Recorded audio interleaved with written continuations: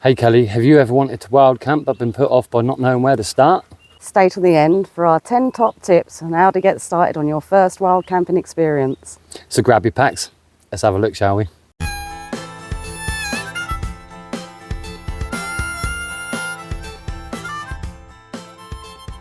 But before we continue, if you're a fan of the outdoors season or unseasoned, smash that subscribe button for us, share us around and follow along on the journey. Because we have been living this way, as what you would call a wild camper, for over 11 years. And we haven't been busted, we've never been asked to move on. So by following these 10 tips, we'll give you a peaceful, uninterrupted wild camp experience. Let's have a proper look then, shall we, babe? Let's do it. So what is one of the first things that we're going to look for? A woodland. A good woodland. We want a natural looking woodland. We don't want a pine plantation or any kind of plantation for that matter. If they're planted in rows, keep looking. Yes. It's a better option.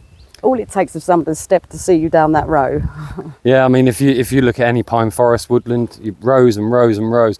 And to be honest, inside them, they all bump up against the trees. You can't fit a tent anywhere. It's quite hard work, yeah. The next sort of thing you want to be looking for is a decent water source, and make sure it's from a spring, because it's a reliable source then. It's not going to be rainwater runoff and dry up in the summertime. Have a look at Google Maps as well. That will tell you every time where there's a responsible, reasonable, continuous water source. To find a good pitch that's not close to the track, we've got a real main track coming through here, but we've also got what seems to be a much smaller track. I suspect it's probably the bikes that are using this. Now this for us is a good way to get in, because if only the bikes are going there, it's not your public dog walkers that are probably going up this thing. So we're going to go up here and see if there's any way that we can get off of this track and find somewhere a bit deeper, because at least this is limiting people. So right now we're about 50 metres from the little track that we followed up. We're also probably about, I would say, 20 metres, maybe 10 to 20 metres away from the water source that we've already located. Now this is an ideal situation for us, this colour. It's a good way for us to blend in. And talking about blending in, a good thing to think about is the colour of your tent. Because if you're going to put a bright red tent in the middle of all this, it's going to stick out like a sore thumb. A nice brown or a green. You can even get camouflage print tents now, which is amazing. But maybe go for something a bit more natural.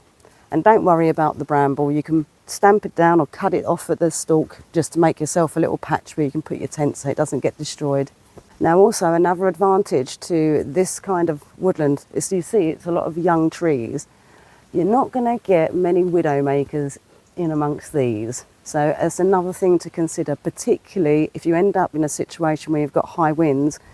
You really don't want to be panicking in the middle of the night having to take your tent down because you've got a tree that's scarily creaking above you.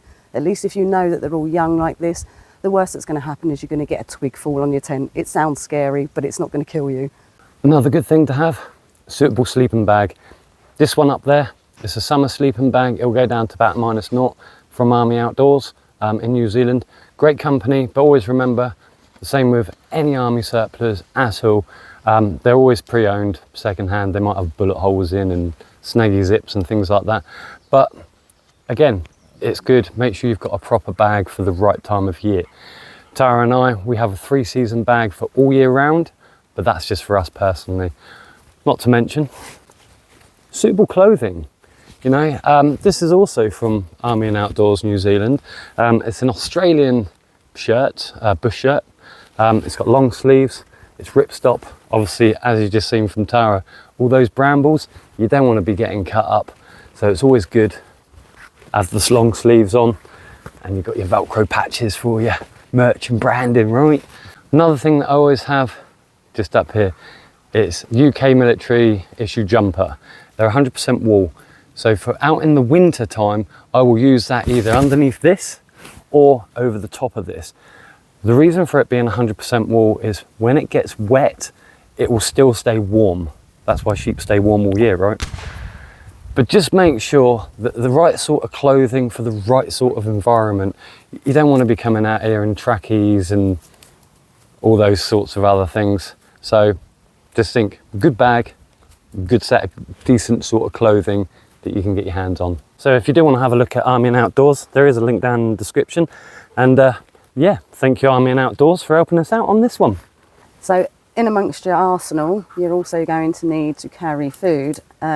This can also be a bit of a problem most of the time for beginners, because it's difficult to get your head around not eating what you'd normally eat and eating all the dried stuff. But things like chorizo sausage will get you through for your protein needs. But we rely a lot on things like dried noodles, pasta, dried rice, you know, those sorts of things to help bulk the meal up. So when you're considering your food, try and consider the non-perishables because they're lighter. And make sure that whatever else you're putting into that is high in nutrition and high in fats, because you're going to be doing a little bit of extra physical work on a wild camp, right? Of course, another consideration is the packaging, because what you bring in, you should be a responsible camper and take out. So if that means that you've got a lot of bulky packaging when you've bought the food, simply at the shop, all shops have bins outside them, get yourself a packet of food bags, and outside the shop transfer whatever you can from the bulky packaging into a food bag. You'll thank me for it later, because it can be a real nuisance having to carry all that rubbish out with you. But it will help reduce your rubbish down to just a bunch of food bags mostly. So cooking considerations, right? Well, I get that most wild campers want the experience of the campfire, and we don't really advocate for that, because there's always so much of a risk of burning a woodland down even months after you've left, just because even if you've been sensible and you've cleared everything from the floor, if it heats the roots up underneath and they're burning, that can smoulder for a long time, not to mention peat. So ideally, we would advise against that. However, there are some cooking alternatives. I mean, you can check out the can stove.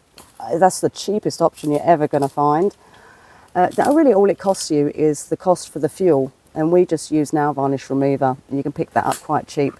Another thing is, if you're doing a campfire on the ground and you're having to process wood for that, even 50 metres from a track, you're going to be heard dealing with that wood source. So it's a real quick way to get busted.